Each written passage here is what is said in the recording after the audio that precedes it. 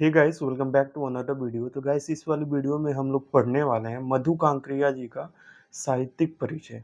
तो सबसे पहले हम लोग देख लेते हैं कि आपके एग्जाम क्वेश्चन पेपर में कैसे प्रश्न आ सकता है। तो कुछ ऐसे प्रश्न आ सकता है, निम्नलिखित में से किसी एक लेखक का साहित्यिक परिचय देते हुए उनकी प्रमुख रचनाओं का उल्लेख कीजिए अधिकतम 80 शब्दों में। ओके, तो 4 ऑप्शन आपको दिए रहेंगे, उनमें से एक किसी का साहित्यिक परिचय आपको लिखना होगा, ये 5 नंबर का आ सकता है। ओके, पहला ऑप्शन जैसे ऐसे दे सकते हैं, कन्हैया लाल मिश्र प्रभाकर। दूसरा ऑप्शन ऐसे दे सकता है, प्रोफेसर जी सुंदर रेड्डी। तीसरा ऑप्शन ऐसे दे सकता है, हजारी प्रसाद द्विवेदी। और चौथा ऑप्शन ऐसे दे सकता है, मधु कांकरिया। तो हम लोग पढ़ने वाले हैं इस वीडियो में मधु कांकरिया जी का साहित्यिक परिचय। तो साहित्यिक परिचय अगर किसी भी लेखक या कवियत्री का अगर लिखना है, तो सबसे पहले आपको 4 हेडिंग अपने दिमाग में भर लेना है, अपने दिमाग में ठूस लेना है। ओके, याद कर लेना है अच्छे से। 4 हेडिंग। सबसे पहला जीवन परिचय, प्रमुख रचनाएं, साहित्यिक विशेषताएं, भाषा शैली, वो कैसी भाषाओं का यूज करती थी या करते थे अपने रचनाओं में। आओ चलो देख लेते हैं मधु कांकरिया जी का साहित्यिक परिचय। तो सबसे पहले आपको हेडिंग जैसा मैंने बता दिया, जीवन परिचय का डालना है। ओके, हिंदी की सर्वश्रेष्ठ। सर्वश्रेष्ठ का मतलब सबसे अच्छा, सबसे बढ़िया। ओके, सर्वश्रेष्ठ कवियत्री मधु कांकरिया जी का जन्म 1957 में कोलकाता में हुआ है। इनका जन्म कहाँ पे और कब हुआ है? 1957 में कोलकाता में हुआ है। इतना क्लियर हो गया, आगे चलते। इन्होंने कोलकाता विश्वविद्यालय में अर्थशास्त्र मतलब इकोनॉमिक्स में एमए किया तथा 2 कंप्यूटर एप्लीकेशन में डिप्लोमा भी किया। ओके, इतना क्लियर हो गया, आगे चलते हैं। इन्होंने बहुत से स्थानों का भ्रमण किया, मतलब बहुत से स्थानों पे ये घूमने के लिए गई। भागम भाग यंत्रवत जीवन से ये उब जाती हैं।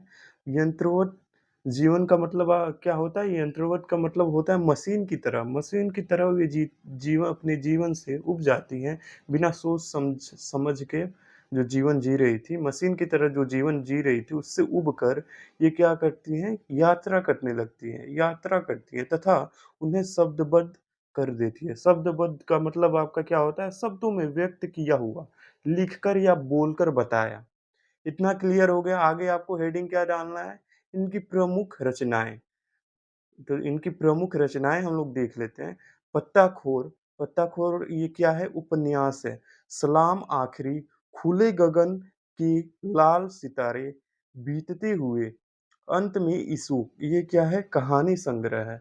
इतना क्लियर हो गया, आगे चलते हैं। इन्होंने बहुत सारे यात्रा वृत्तांत भी लिखे। यात्रा वृत्तांत का मतलब होता है यात्रा का पूरा वर्णन, सफर की कहानी। ठीक है? जो ये भ्रमण करते थे, तो यात्रा जो करती थी, यात्रा में जो भी कहानियाँ होती थी, उनको क्या करती थी? शब्दबद्ध करती थी, उनकी कहानियाँ लिखा रहा करती थी। ओके, अब आगे क्या हेडिंग आपको डालना है? साहित्यिक विशेषता। तो इनके साहित्यिक विशेषता हम लोग देख लेते हैं। इनकी रचनाओं में विचार और संवेदना का सुंदर संयोजन मिलता है। इनकी रचनाओं में क्या मिलता है? विचार और संवेदना। संवेदना का मतलब मैं बता देता हूँ क्या होता है? भावना या एहसास। भावना या एहसास। संयोजन का मतलब बता देता हूँ। संयोजन का मतलब क्या होता है? जोड़ना या मिलाकर व्यक्तित्व करना।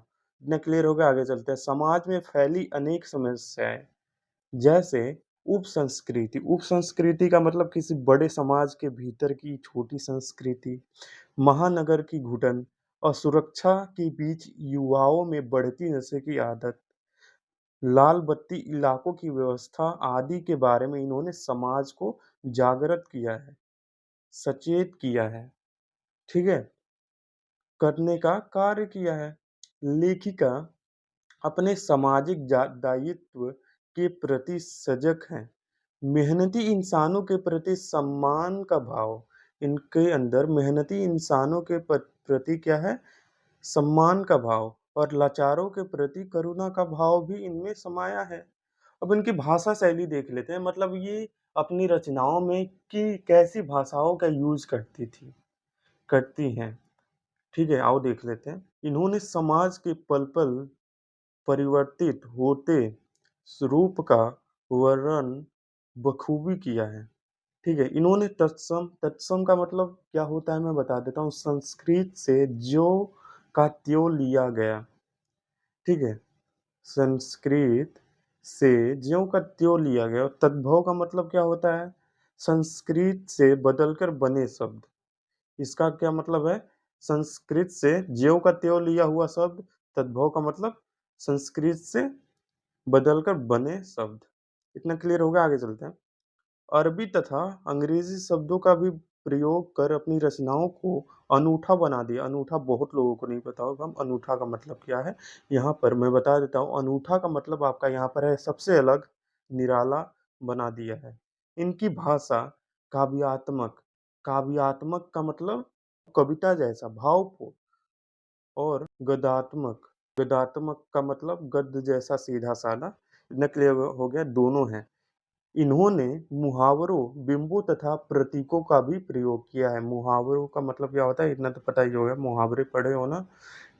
विशेष अर्थ वाले काव्यांश, सीधा अर्थ नहीं होता है जिनका, उसको क्या बोलते हैं? मुहावरे बोलते हैं। बिंबों का मतलब शब्दों से बना चित्र, कल्पना की छवि।